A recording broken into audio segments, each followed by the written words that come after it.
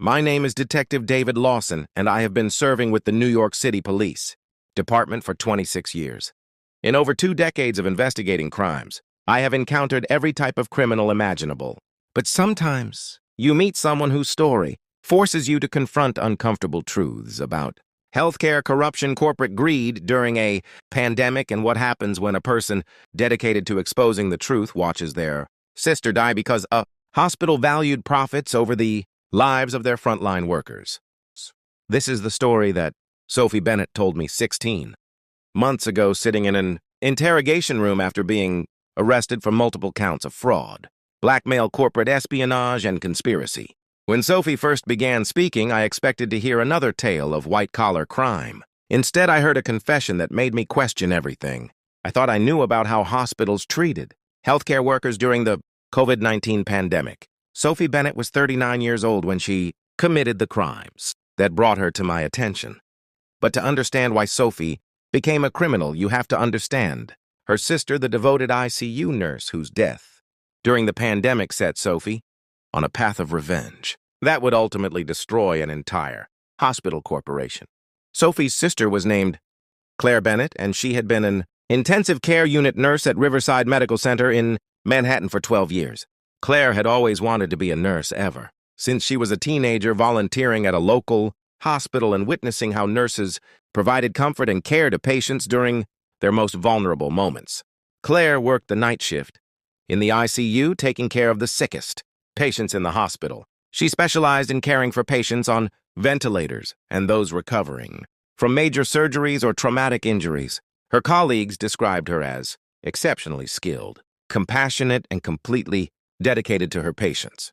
Detective Lawson, Sophie said, her voice filled with pride and pain. Claire was the kind of nurse that patients and families prayed for. She would spend hours at a patient's bedside making sure they were comfortable, explaining every treatment and procedure and advocating for their needs. She worked double shifts when the unit was short-staffed, and she never complained about the long hours or difficult conditions. Sophie and Claire had been close their entire lives. They grew up in a working-class neighborhood in Queens, raised by a single mother who worked as a home health aide. Their mother had instilled in both daughters a strong work ethic and a commitment to helping others. Sophie had become a financial analyst while Claire had pursued nursing. But both sisters remained best friends and spoke on the phone every day. When the COVID-19 pandemic hit New York City in March 2020, Claire's life changed dramatically. The ICU at Riverside Medical Center was suddenly overwhelmed with critically ill patients who needed ventilators and intensive nursing care. Claire went from caring for 12 patients per shift to caring for 20 or more patients, many of whom were dying despite the best efforts of the medical team. Sophie told me that Claire called her every morning after her night shifts, describing the horror of what was happening in the ICU. Patients were dying alone without their families present. Nurses were working 16-hour shifts with minimal breaks. The hospital was running out of basic supplies, including ventilators, medications, and even body bags. But the most frightening thing Claire described was the shortage of personal protective equipment. Nurses were being asked to reuse N95 masks that were supposed to be disposable. They were being given surgical masks instead of N95s when caring for COVID patients. They were rationing face shields and gowns, using them for multiple shifts, instead of changing them between patients as infection control protocols required. Claire told Sophie that she and her colleagues were terrified of getting infected and bringing the virus home to their families. Many nurses had moved out of their homes and were living in hotels or spare apartments to protect their children and elderly relatives. Claire herself had moved into Sophie's spare bedroom to avoid potentially exposing their mother, who had diabetes and heart disease. Detective Lawson, Sophie said Claire was scared, but she kept going to work every night because she knew her patients needed her. She would come home exhausted physically and emotionally drained, and then she would go back and do it all over again. She was a hero, even though she never wanted to be called that. As the pandemic worsened in April and May 2020, Claire became increasingly concerned about the lack of adequate protective equipment at Riverside Medical Center. She and other nurses had been raising concerns with hospital administration for weeks, but their complaints were consistently dismissed or ignored. The hospital administration, led by CEO Gregory Ashford and Chief Operating Officer Vanessa Drummond, claimed that they were doing everything possible to obtain protective equipment, but that there were nationwide shortages and supply chain disruptions. They told nurses to follow CDC guidelines for extended use and reuse of masks and other equipment. But Claire and her colleagues began to suspect that the real reason for the equipment shortages was not supply chain problems, but rather a deliberate decision by hospital leadership to cut costs and maximize profits even during a pandemic. Claire discovered that Riverside Medical Center was part of MedCorp Health Systems, a large for-profit hospital corporation that owned 40 hospitals across the United States. MedCorp was publicly traded, and its executives were under pressure from shareholders to maintain profitability. Even during the pandemic, Claire obtained copies of internal emails and financial documents that showed MedCorp executives, including Gregory Ashford and Vanessa Drummond, had made a calculated decision to limit spending on protective equipment in order to preserve profit margins. They had rejected opportunities to purchase adequate supplies of N95 masks and other equipment because they believed the pandemic would be short-lived and did not want to be left with excess inventory. The documents also showed that MedCorp had been billing insurance companies and the federal government for personal protective equipment that they claimed to have provided to staff but had never actually purchased. They were receiving millions of dollars in pandemic relief funds while simultaneously denying their frontline workers the basic equipment they needed to stay safe. Detective Lawson Sophie told me when Claire showed me those documents, I was horrified. Here were hospital executives who were supposed to protect their staff instead, deliberately putting them at risk so they could report better quarterly earnings to Wall Street investors. Claire decided that she needed to speak out about what was happening at Riverside Medical Center. She contacted local news reporters and provided them with copies of the internal documents, showing how the hospital was prioritizing profits over staff safety. She participated in protests organized by nurses' unions demanding better protective equipment and safer working conditions. The news coverage created brief public attention, but hospital administration responded by denying Claire's allegations and claiming that she was a disgruntled employee who was misrepresenting the situation. Gregory Ashford appeared on local television defending MedCorp's response to the pandemic and insisting that staff safety was their top priority. Behind the scenes, however, hospital leadership was working to punish Claire for speaking out. She was called into meetings with human resources and accused of violating confidentiality policies by sharing internal documents. She was threatened with termination if she continued to talk to the media or participate in protests. Other nurses who had been supporting Claire's efforts were also targeted.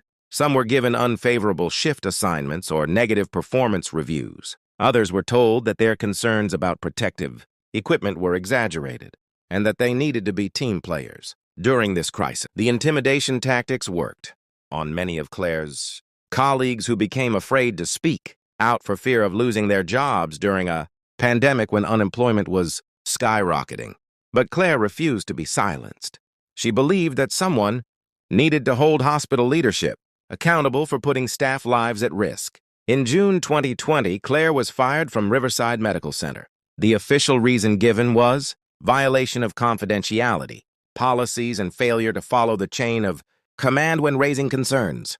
But everyone knew the real reason was retaliation for her whistleblowing about the lack of protective equipment. Sophie told me that Claire was devastated by being fired not because she lost her job, but because she felt she was abandoning her patients and colleagues. During the worst public health crisis in a century, she had devoted her entire adult life to caring for critically ill patients, and now she was being punished for trying to protect the nurses who cared for them. Claire tried to find work at other hospitals, but discovered that she had been effectively blacklisted.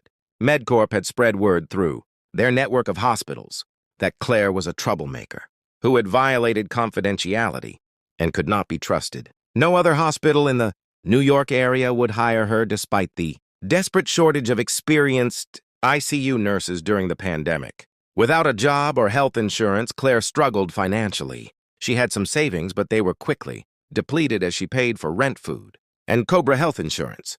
Sophie helped her sister financially, but Claire hated being dependent on others and felt guilty about accepting money. Worse than the financial stress was the emotional toll of being unable to work as a nurse. Claire's entire identity and sense of purpose had been tied to caring for patients. Being forced out of nursing felt like losing a part of herself. Detective Lawson, Sophie said with tears in her eyes. Claire fell into a deep depression after losing her job. She felt like she had failed her patients and her colleagues. She questioned whether speaking out had been worth it since. Nothing seemed to have changed at the hospital. In August 2020, 2 months after being fired, Claire developed symptoms of COVID-19. She had a fever, cough, and difficulty breathing. Sophie took her to the emergency room at a different hospital where Claire was admitted and placed in the ICU on oxygen support. The irony was devastating. Claire, the experienced ICU nurse who had spent months caring for COVID patients, was now a patient herself fighting for her life in an ICU bed. And she had gotten infected because she had not had adequate protective equipment. During the months she was working at Riverside Medical Center, Sophie spent days at the hospital watching her sister struggle to breathe. Claire's condition gradually worsened despite the best efforts of the medical team. Her oxygen levels kept dropping, and eventually she needed to be placed on a ventilator. For 2 weeks, Claire was unconscious and on life support while Sophie sat by her bedside praying for her sister to recover. The doctors were cautiously optimistic at first, but then Claire developed complications, including a bacterial infection in her lungs and kidney failure. On September 3, 2020, Claire Bennett died at age 36. She had dedicated her career to saving lives, and she had died because the hospital she worked for had valued profits more than the safety of their frontline workers. Sophie was destroyed by grief and rage.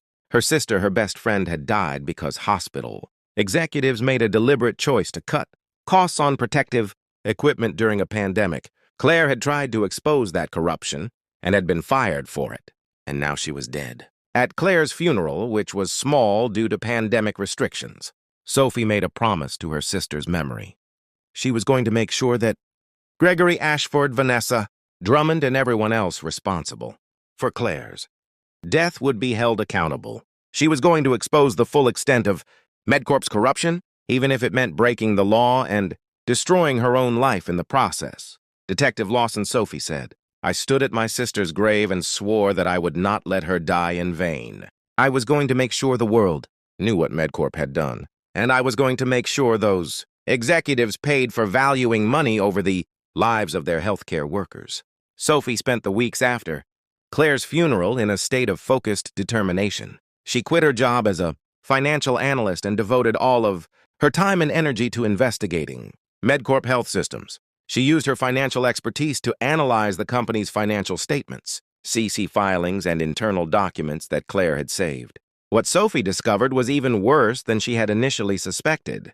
MedCorp had not just cut costs on protective equipment at Riverside Medical Center, but had implemented a systematic corporate policy across all 40 of their hospitals to minimize spending on pandemic-related expenses while maximizing their ability to claim government relief funds. MedCorp executives had held meetings where they explicitly discussed how to balance staff safety against profit margins.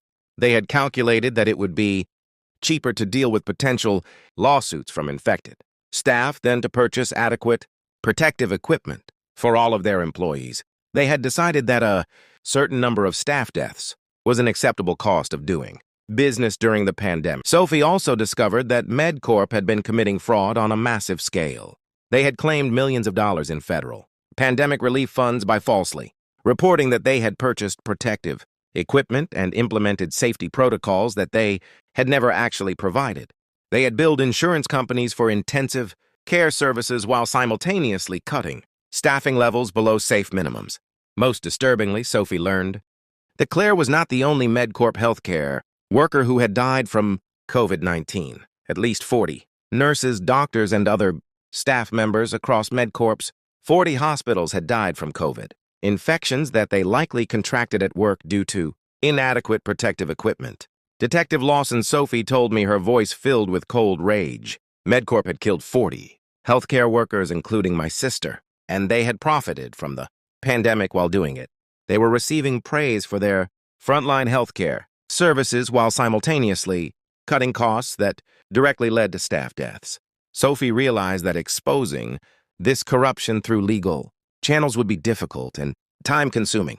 MedCorp had teams of lawyers and public relations professionals who were skilled at defending the company against criticism. They had political connections and the resources to fight any investigation or lawsuit for years. Sophie decided that she needed to take more aggressive action.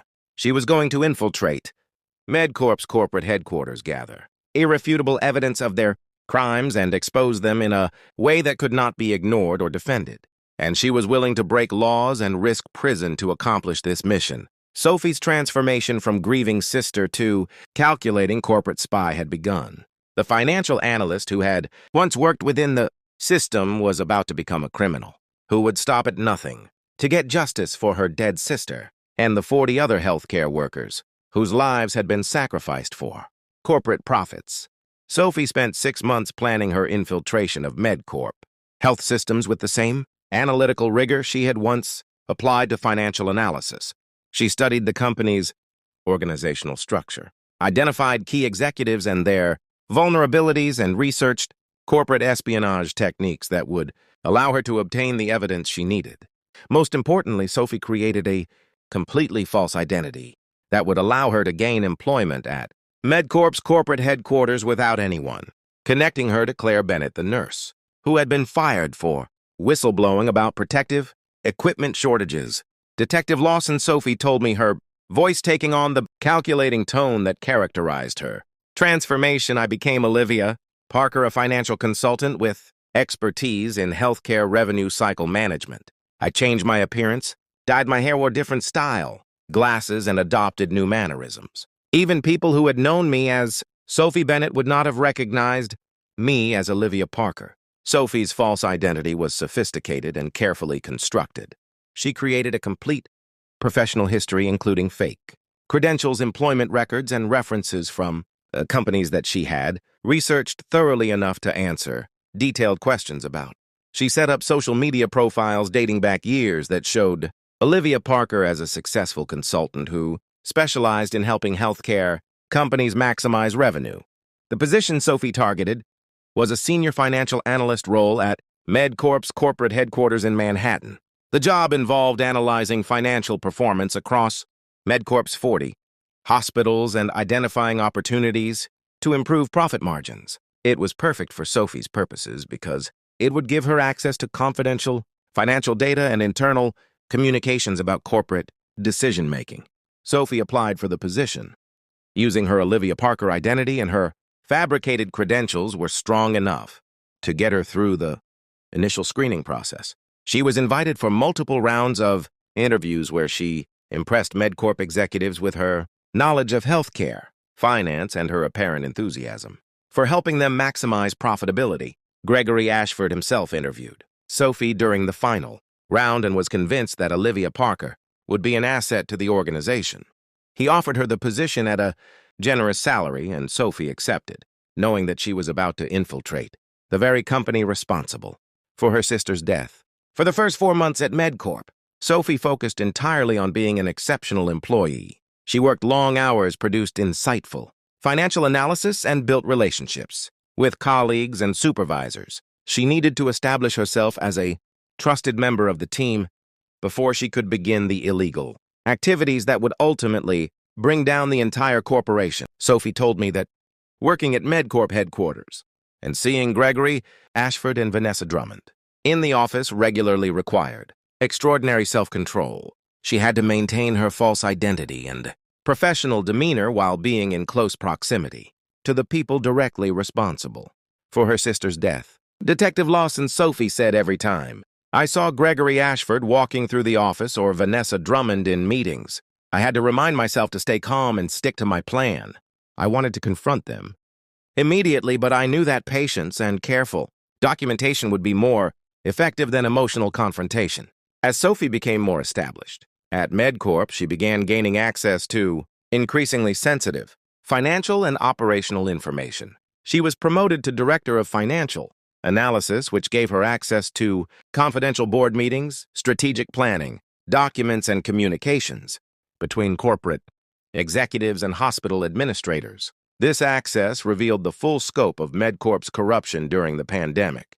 Sophie discovered that the decisions to cut costs on protective equipment had come directly from the corporate office, with Gregory Ashford and Vanessa Drummond personally approving policies that prioritized profit margins over staff safety. Internal emails showed executives celebrating the company's strong financial performance during the pandemic while simultaneously dismissing concerns raised by frontline healthcare workers about inadequate protective equipment. One email from Gregory Ashford to the board of directors explicitly stated that they had successfully contained costs related to pandemic response while maximizing their ability to claim federal relief funds. Sophie also discovered that MedCorp had been systematically suppressing information about staff infections and deaths across their hospital system. They had threatened employees who tried to speak publicly about conditions at MedCorp hospitals and had used non-disclosure agreements and legal threats to silence whistleblowers. Most damningly, Sophie found evidence that MedCorp executives had known that their cost-cutting measures would likely result in staff deaths, but had made a calculated decision that the financial benefits outweighed the risk of lawsuits and negative publicity. They had actually created financial models that estimated how much it would cost to settle wrongful death claims from families of deceased healthcare workers. Detective Lawson Sophie told me with evident rage these executives had literally calculated the monetary value of healthcare workers' lives and decided it was cheaper to let them die than to spend money on adequate protective equipment. They treated nurses and doctors as expendable resources rather than human beings. Sophie spent over a year gathering comprehensive evidence of MedCorp's crimes. She copied thousands of emails, financial documents, board meeting minutes, and internal memos. She recorded conversations with executives where they discussed their pandemic response strategies. She documented every instance of fraud, including false claims for federal relief, funds, and fraudulent billing to insurance companies. But Sophie was not content with just exposing MedCorp's pandemic-related crimes. She wanted to destroy the company completely and make sure that Gregory Ashford and Vanessa Drummond personally paid a price for their role in Claire's death. Sophie expanded her investigation to examine all aspects of MedCorp's business operations. She discovered extensive patterns of Medicare fraud, including upcoding of services, unnecessary procedures, and kickback schemes with medical device manufacturers. She found evidence of tax evasion through offshore accounts and shell companies. She uncovered labor law violations, including wage theft and discrimination against older workers. The evidence Sophie compiled showed that MedCorp was fundamentally corrupt, with a corporate culture that valued profits over patient care and employee well-being. The pandemic had simply revealed, in stark terms, what had always been true about how the company operated. Sophie's plan for exposing MedCorp was elaborate and designed to maximize media attention and legal consequences.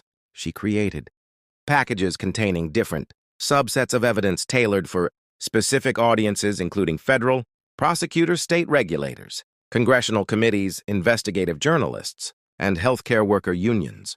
But before she could release the evidence, Sophie wanted to make sure that Gregory Ashford and Vanessa Drummond understood exactly who had orchestrated their downfall and why. She wanted them to know that Claire's sister had infiltrated their company and gathered the evidence that would destroy them. Sophie arranged a meeting with Gregory Ashford under the pretense of presenting an important financial analysis. When she entered his office, she closed the door and began speaking, in her normal voice, dropping the persona of Olivia Parker that she had maintained for over a year. "I am not Olivia Parker," Sophie said calmly. "My real name is Sophie Bennett, and I am the sister of Claire Bennett, the nurse you fired from Riverside Medical Center for trying to expose your corruption." Gregory Ashford's confusion was evident. He did not immediately recognize the name or understand what Sophie was telling him. But as Sophie continued explaining, his expression changed from confusion to recognition, to horror, as he realized that his trusted financial director had been an undercover investigator gathering evidence against the company. "You killed my sister Sophie," said her voice cold and controlled. "You made a deliberate decision to cut costs on protective equipment during a pandemic, and my sister died of COVID. because she did not have adequate protection while caring for your patients. She tried to expose what you were doing and you fired her for it. Sophie then proceeded to explain in detail the evidence she had gathered showing the full scope of MedCorp's corruption. She described the emails showing executives celebrating profits while staff members were dying. She mentioned the financial models calculating the cost of wrongful death lawsuits. She revealed her knowledge of the Medicare fraud, the tax evasion, and all the other crimes MedCorp had committed. Gregory Ashford tried to respond with threats and legal warnings, but Sophie cut him off. Everything I have just described is documented with emails, financial records, and recorded conversations, she said. I have spent 18 months compiling evidence that will destroy this company and send you to federal prison. And I'm about to release all of it to prosecutors, journalists, and anyone else who will listen.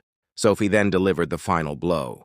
She told Gregory Ashford that she had already sent complete evidence, packages to the Department of Justice, the Securities and Exchange, commissioned the Office of Inspector General, and multiple investigative journalism organizations. The evidence was already in the hands of people who could act on it, and there was nothing Gregory Ashford could do to stop it. Before she left his office, Sophie placed a photograph of Claire on Gregory Ashford's desk.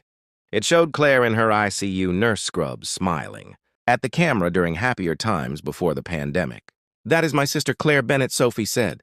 She dedicated her life to caring for sick people, and she died because you valued money more than her life. I want you to look at her face and remember it when you are sitting in federal prison. Sophie walked out of MedCorp headquarters for the last time and waited for the consequences of her actions to unfold. Within days, federal agents raided MedCorp's corporate offices and multiple hospital locations, seizing computers, files, and financial records. The FBI and Department of Justice launched a comprehensive criminal investigation. Major news outlets began publishing investigative reports based on the evidence Sophie had provided. The stories were devastating, detailing how MedCorp had deliberately put healthcare workers at risk during the pandemic while profiting from federal relief funds. The reports included the internal emails showing executives dismissing safety concerns and the financial models calculating the cost of worker deaths. The publicity created immediate and severe consequences for MedCorp. The company's stock price collapsed as investors fled.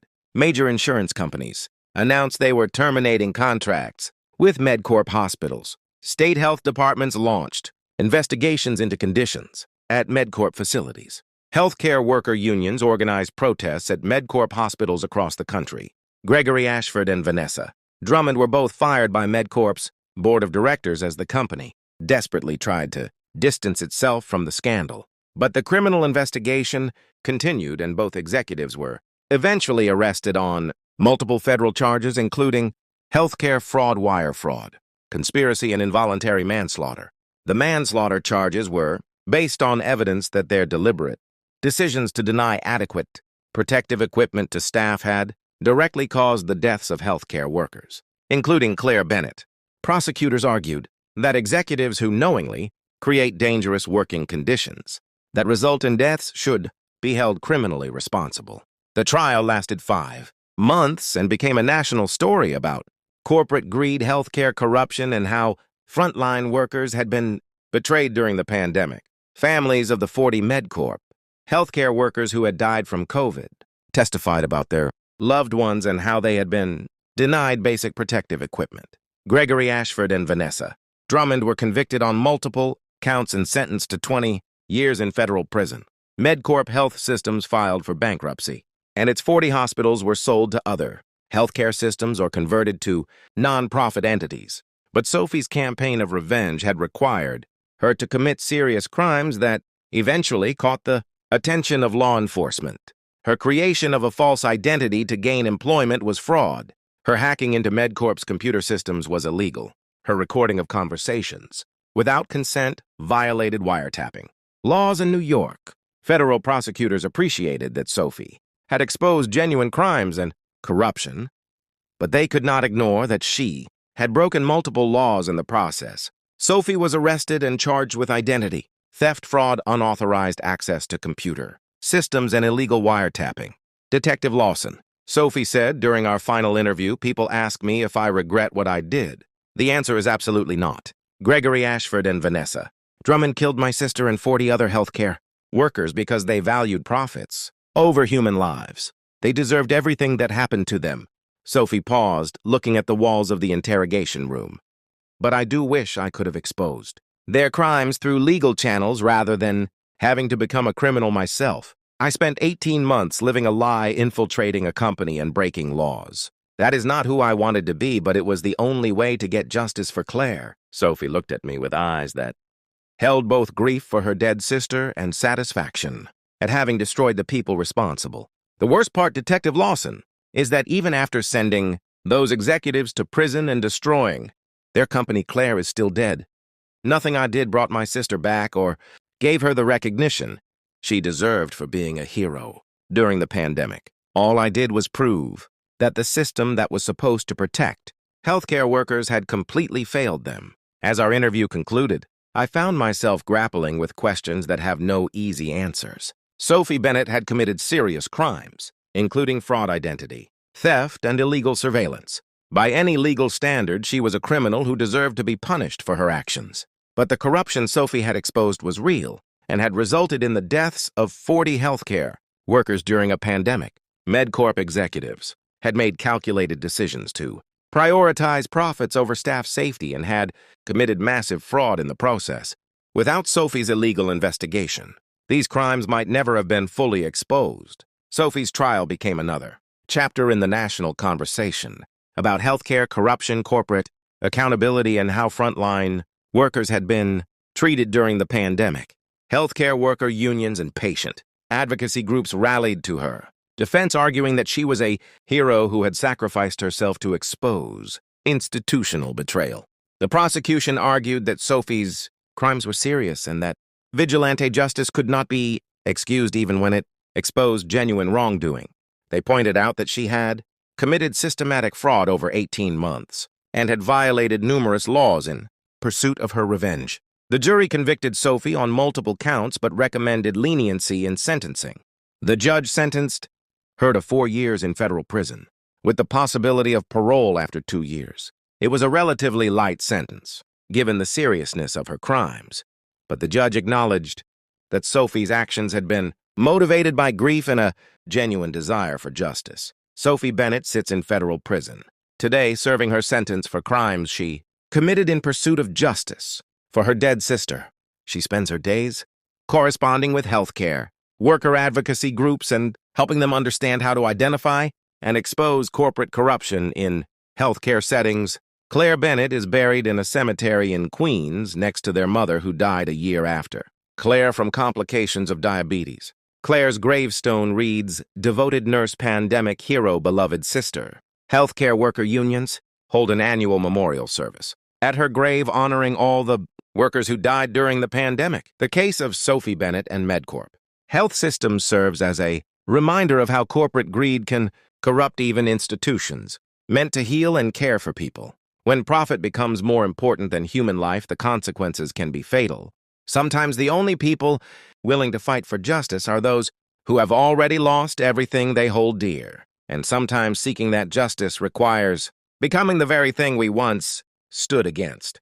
If this story affected you, please subscribe to our channel for more true crime confessions. Until then, remember that the heroes we celebrate today may have been betrayed by the very systems that were supposed to protect them.